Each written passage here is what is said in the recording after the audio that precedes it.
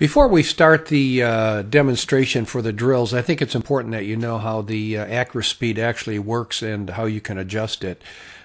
Basically, the AccraSpeed is going to measure centrifugal force. So the faster that you spin the AccraSpeed, whether it be on your arm or on your leg or whatever, it's going to measure the centrifugal force created by that circular motion. And the faster that you can spin something, the more centrifugal force that you've created. So with the AccraSpeed, if you'll look at the little picture here, you'll notice that we've got a vertical scale that's numbered 1 through 7. Those are our major adjustments. So somewhere between 1 and 7, you're going to find that you're going to reach what we would call your maximum centrifugal force, which is kind of what we're trying to measure here. Okay, now if you look at the little dial that's facing you, it's got letters A through H. And that little dial is our fine measurement. So I can turn that dial clockwise, which requires me to increase the speed of my rotation, or it's going to measure higher centrifugal forces. Okay, or I can turn it counterclockwise and decrease the requirement for a circular motion, or we're going to measure lower centrifugal forces. So anywhere between any one of these numbers, we can dial, for instance, a 1A, 1B, 1C, 1D, 1E, 1F, etc., to get the real fine-tuning that we need for any particular skill level of athlete, or the different exercises or drills that we might be doing, for instance, overhand throwing or underhand pitching or swinging a bat. So an infinite number of adjustments here, and very, very easy to do. So again, AccraSpeed, great little tool. And now let's take a look at the drill that we've got on hand here. Hi, I'm Rick Pauly with PaulyGirl Fast Pitch. I'm here today to show you a couple ways that you can apply this great little tool, the AccraSpeed, to your hitting. And this is hitting regardless of whether it's softball or baseball, it applies. Okay? So what we do with the AccraSpeed is we're trying to, and you see I have it strapped on my left wrist here, we're going to try to see how much centrifugal force that we can apply to make this thing make it audible chirp. Well, the faster I rotate, the more centrifugal force that I create. And so the faster I rotate, I'll be able to get a higher setting on the AccraSpeed. I'm also going to be increasing my bat speed, which everybody knows is important. And the other thing I'm doing is I'm reducing the time I go from the start of the launch of the bat to get to contact, and that's even more important than bat speed, but those two things are really directly related. So launch to contact time or bat speed, this little device, I'll show you how you do it, okay?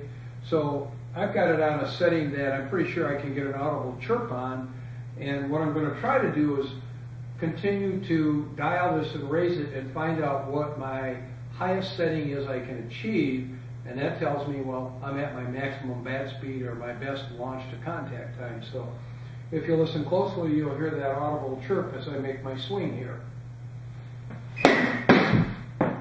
Okay, and you can hear a nice long chirping noise. Okay, well, I'm going to take this and dial it up a little bit, and now it's going to require more centrifugal force and more energy, and which means I'm creating more bat speed and a better launch to contact time. So see if I can make it chirp here at this new setting. And I did. So that means I can still dial it up again.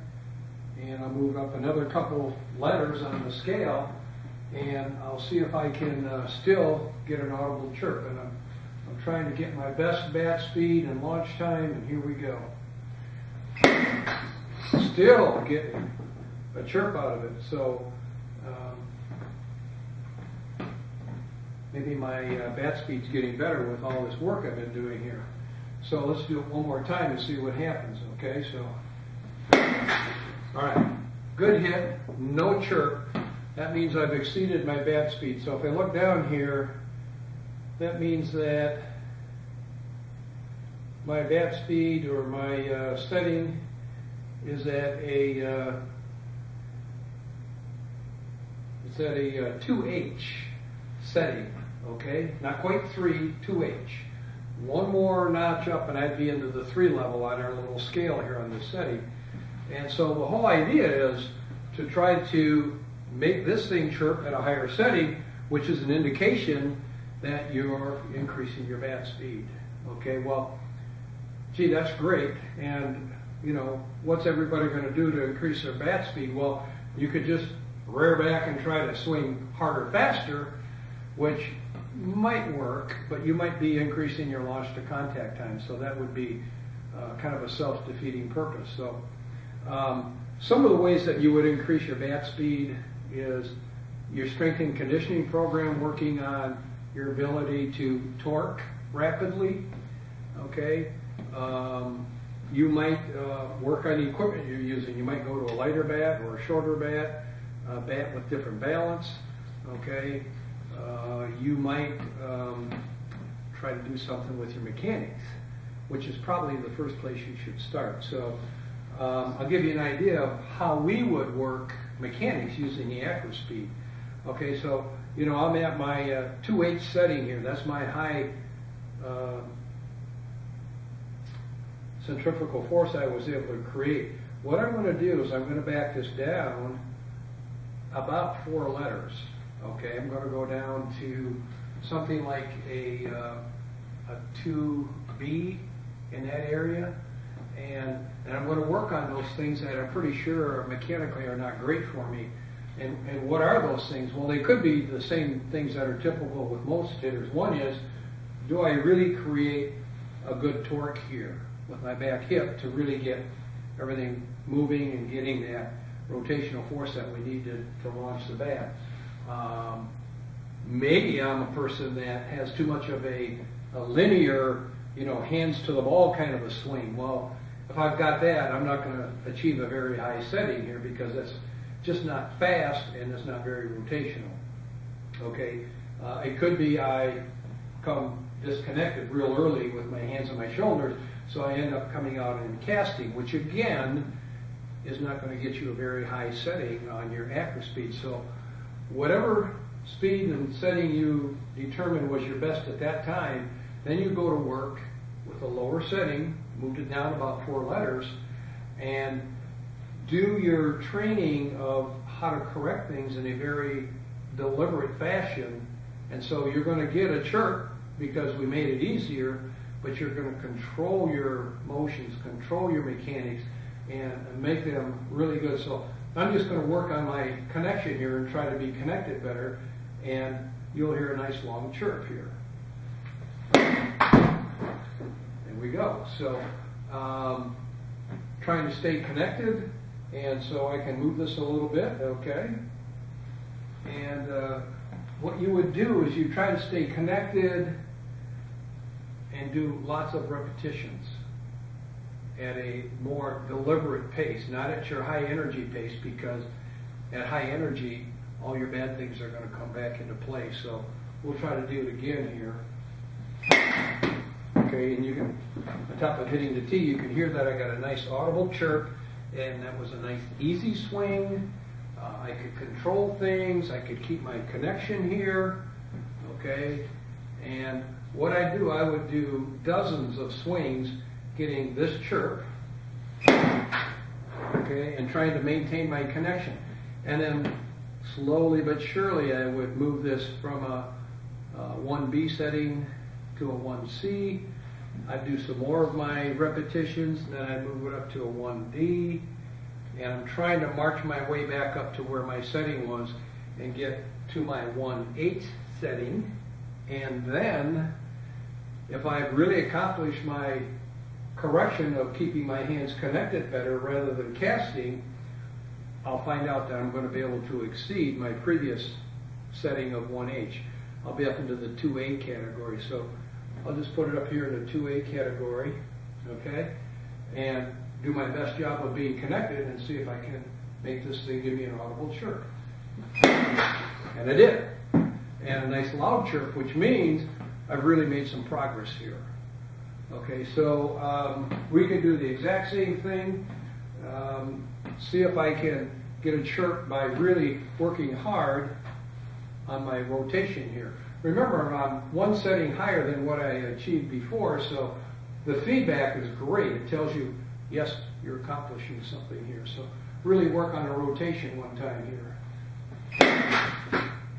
And got a nice long chirp which says, wow, I can go up another level, and now I'm probably going to be at a 2B. So really making progress here and getting some great feedback all at the same time. So this little device here, this audible feedback, just tells you a whole story. Am I making progress? Am I making the corrections that I want to?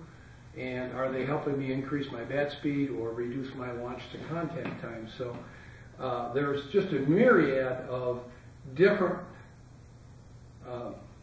mechanical things that you can work on the tee. You can do them on front toss, or you could do them with live batting practice. So take a look at this little AccraSpeed. It's a great tool, softball or baseball, for your hitting. From PaulyGirl Fast Pitch, thank you. Okay, so I've got up another little picture here of the AccraSpeed, just to give you an idea of where you can go to buy this little device. You can go to www.accraspeed.com or www.paulygirlfastpitch.com.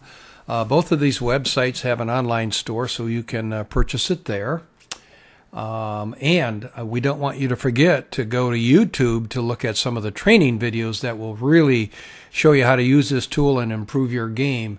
So if you go to YouTube and type in AccraSpeed Trainer, then you'll get all the little drills that you could possibly need to elevate your game to the next level.